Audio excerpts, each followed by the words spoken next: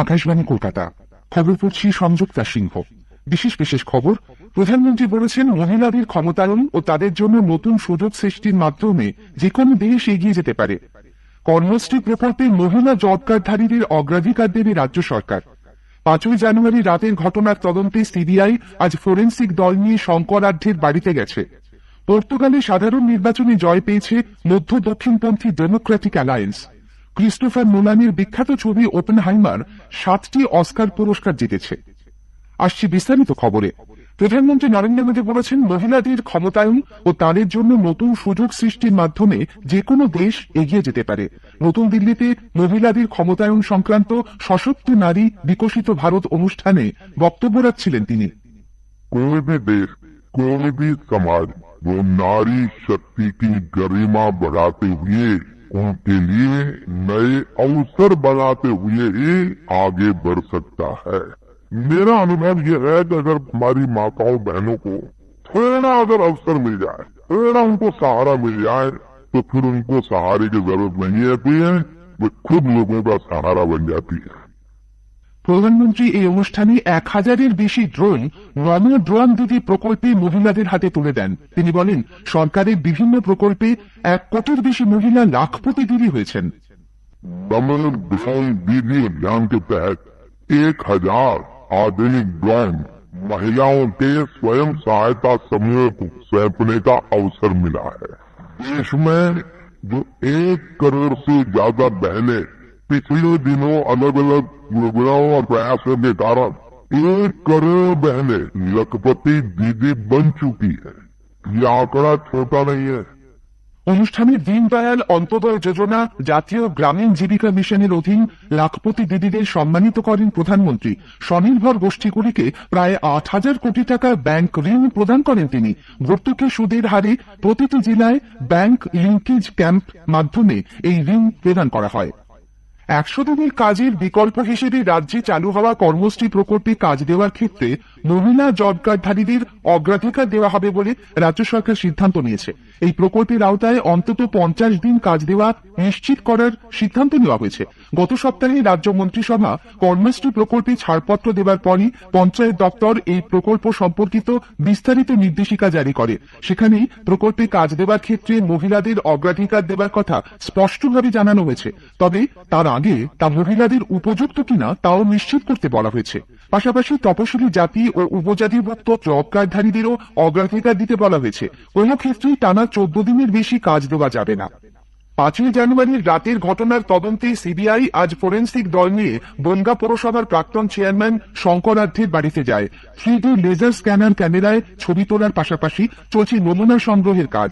এর মধ্যে সিবিআই এর কয়েকজন আধিকারিক বনগাঁ পৌরসভার বর্তমান চেয়ারম্যান গোপাল শেঠের বাড়িতে গিয়ে তার সঙ্গে কথা বলছেন। সূত্রের খবর, 5ই জানুয়ারির ঘটনা সম্পর্কে তার কাছে জানতে চাইছেন তদন্তকারীরা। সিসি ক্যামেরার ফুটেজও চাওয়া হয়েছে।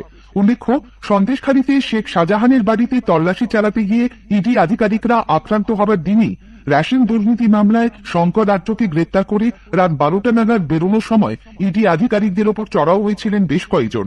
সেই ঘটনারই ফোরেন্সিক তদন্ত চালাচ্ছে সিবিআই। এদিকে সন্দেশখালী কাণ্ডে ইডির ওপর হামলার ঘটনায় আজ 10 জনকে নিজাম প্যালেসে তলব করেছে সিবিআই। জিয়াউদ্দিন মোল্লা সহ 6 জন সেখানে হাজির হয়েছেন। আদালতের অনুমতি নিয়ে সন্দেশখালীর ন্যাজাটে বিজেপি গতকাল সভা করার পর আজ সিপিআইএম সন্দেশখালী থানার সামনে জনসভার ডাক দিয়েছে। তবে ন্যাজাট ও সন্দেশখালী থানার 3টি জায়গায় আজ সকালে 144 ধারা জারি হওয়ায় এই সমাবেশ করা সম্ভব হবে কিনা তা নিয়ে প্রশ্ন উঠেছে। দলের জেলা সম্পাদক মৃণাল চক্রবর্তী জানিয়েছেন, লিখিত অনুমতি প্রশাসন তাদের কোনোদিনই দেয় না। বসিরহাটের এসপি ও সন্দেশখালী থানার ওসি মৌখিকভাবে সভা করার অনুমতি দিয়েছেন। মঞ্চ বাধা হয়েছে। এর পরেও যদি তাদের আটকানো হয় তাহলে পরবর্তী সিদ্ধান্ত তখনই নেওয়া হবে। তৃণমূল কংগ্রেস পশ্চিমবঙ্গে 42টি লোকসভা আসনেই প্রার্থীদের নাম ঘোষণা করে দেওয়ায় কংগ্রেস হতাশ। দলের মুখপাত্র জয়রাম রমেশ বলেছেন, বিরোধী জোটের শরিক তৃণমূল কংগ্রেসের সঙ্গে আসন সমঝোতা নিয়ে তারা আলোচনা করতে চেয়েছিলেন, কিন্তু তৃণমূলের ওপর কোনো চাপ ছিল কিনা তিনি তা বলতে পারবেন না। The Indian National Congress has always maintained that it wants a respectable seat showing for with the DMC in this Bengal. We've always said that our doors are open for seat sharing negotiations and seat sharing pacts to defeat the BJP in West Bengal. I don't know what pressures the war over TMC, but as far as we're concerned, we want to strengthen the India alliance. TMC is part of the India Gentleman. TMC wants to defeat the BJP. এদিকে প্রার্থী তালিকা ঘোষণা হতেই জেলায় জেলায় তৃণমূল কংগ্রেসের দেওয়াল লিখন শুরু হয়ে গেছে।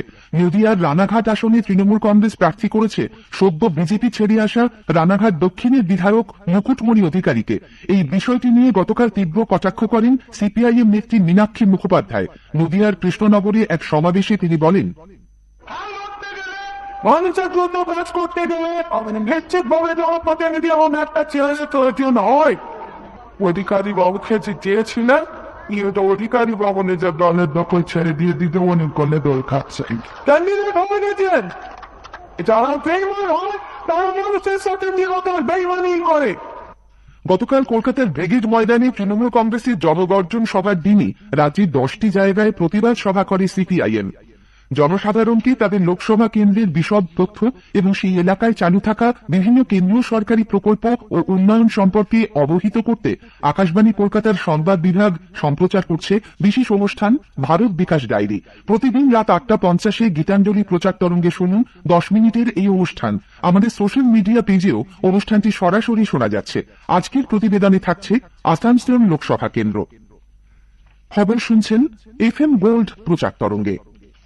পর্তুগালে সাধারণ নির্বাচনে জয় পেয়েছে মধ্য দক্ষিণপন্থী ডেমোক্রেটিক অ্যালায়েন্স এডি।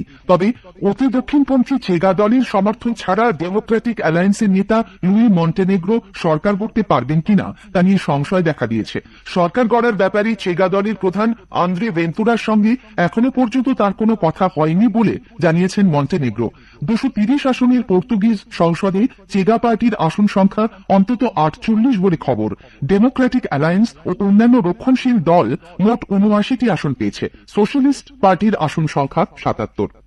হাইতিতে বিভিন্ন দুষ্কৃতী দলের মধ্যে তীব্র লড়াইয়ের প্রেক্ষিতে সেদেশ থেকে কম গুরুত্বপূর্ণ পদে থাকা দূতাবাস কর্মীদের বিমানে অন্যত্র সরিয়ে নিয়ে যাওয়া হয়েছে বলে আমেরিকা জানিয়েছে।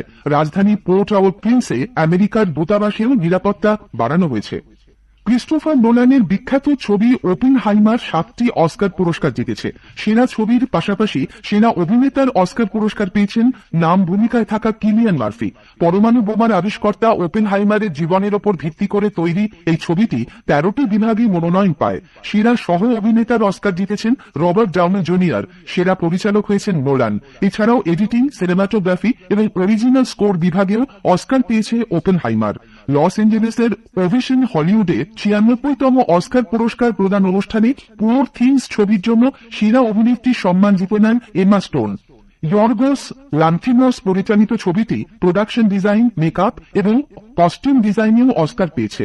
রাশিয়া ইউক্রেন যুদ্ধের পটভূমিতে তৈরি 20 ডেজ ইন মারিউপোল সেরা তথ্যচিত্র নির্বাচিত হয়েছে। এই প্রথম অস্কার পেল ইউক্রেন। তারকা খচিত বর্ণময় এই অনুষ্ঠানে প্রথিতযশা ভারতীয় শিল্প নির্দেশক তথা প্রোডাকশন ডিজাইনার নিতিন চন্দ্রকান্ত দেসাইয়ের প্রতি বিশেষ শ্রদ্ধা জানায় academy of motion picture arts and sciences. গত বছর 2 আগস্ট প্রয়াত হন Nitin Desai. National testing agency আগামী 5 মে ডাক্তারি পাঠ্যক্রমে নেট ইউজি পরীক্ষা নেবে। দেশ ও ভারতের বাইরে 14টি শহরে পেন ও পেপার মোড বা অফলাইনে এই পরীক্ষা নেওয়া হবে। 4 বছরের বেশি সময় পর দিল্লির জওহরলাল নেহেরু বিশ্ববিদ্যালয় জেএনইউ ছাত্র সংসদের ভোটের দিন ঘোষণা করা হয়েছে। আগামী 22 মার্চ এই নির্বাচন হবে।